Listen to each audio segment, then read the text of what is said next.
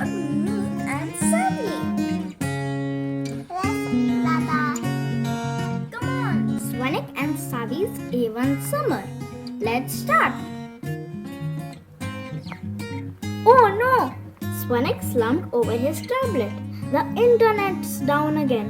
No movies, no music, no cartoons, no nothing.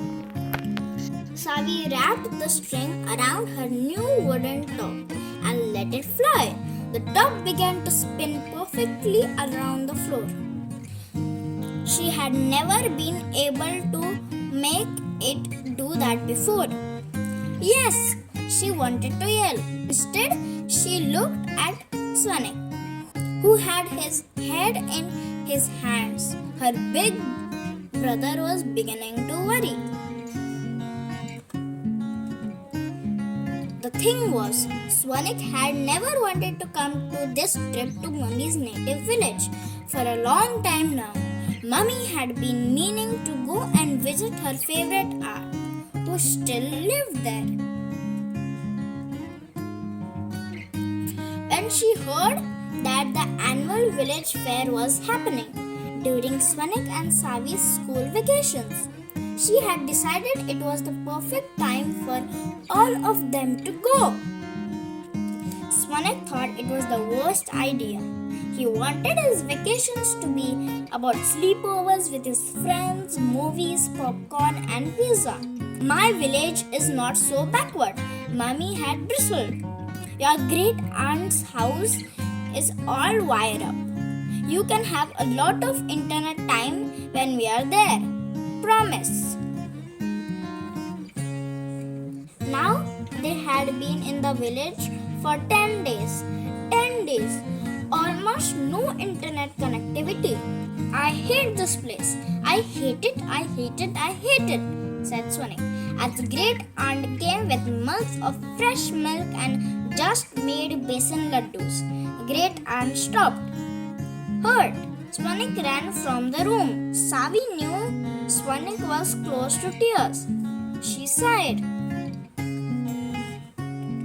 She liked Mad Svanik better. How he had yelled at the boy in school who had bullied her.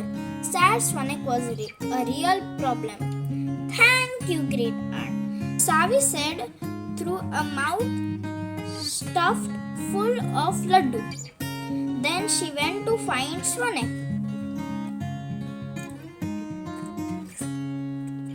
Svanik was sitting with his back to her. His shoulders were still sagging. Outside the window, the sun was setting between the coconut trees, and the sky was glorious blaze of gold and orange and pink. Saavi climbed onto Svanik's bed, as quiet as a mouse. Boo! She yelled. Go away, said Svanik in a flat, dead voice. Saavi waved a laddu in his face. Hee hee, I'm gonna eat your shell now. Svanik would have chased Saavi around the room, wrestled her around the ground, and grabbed his favorite sweet out of her sticky hands. But he didn't. Oh, come on, Svanik, cried Saavi. Cheer up. What is there to be cheerful about? Said Saavi. There's nothing fun in this place. No malls, no restaurants, no internet. Saavi looked out of the window. There are sunsets, she said. Svanik frowned confused. Sunsets aren't fun.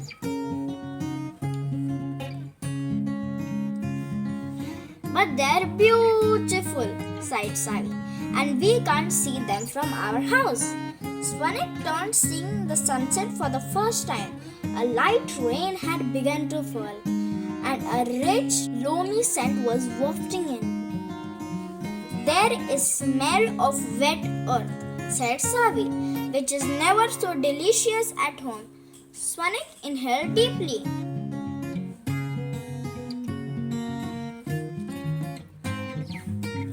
Let's make a list, said Saavi, of all the unfun but A1 things in the village. Or we can draw them, said Svanik, beginning to smile. We can do workshops for the village children. Saavi was jumping now. good idea. Svanik snatched a laddu from Saavi and popped it whole into his mouth. Hee hee. The next evening, Svanik and Saavi invited Mummy and Daddy and Great Aunt and their new friends from the village to the world's one and only unfun but A1 things to show. Svanik had made drawings of the precious evening sunset, the blue flowers dancing in the rain, two birds cooing to each other, world's best besan laddus.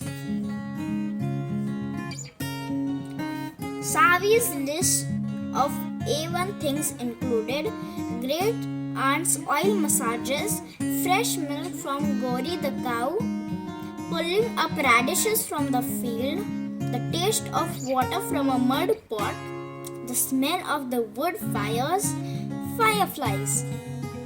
Tickets were available for the following workshops: origami with Saavi, hip hop dancing with Svanik, muddy field football with Daddy, and how to make a French braid with Mummy.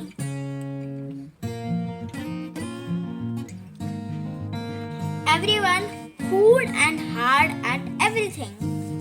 All the workshops sold out. Great and cooked delicious snacks for the children. Many of Svanik's favorite dishes were there, including laddus.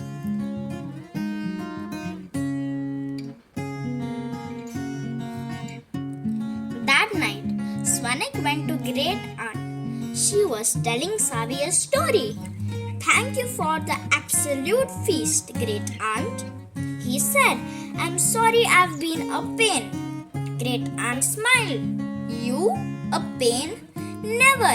And she pulled Svanik and Saavi into the warmest hug ever.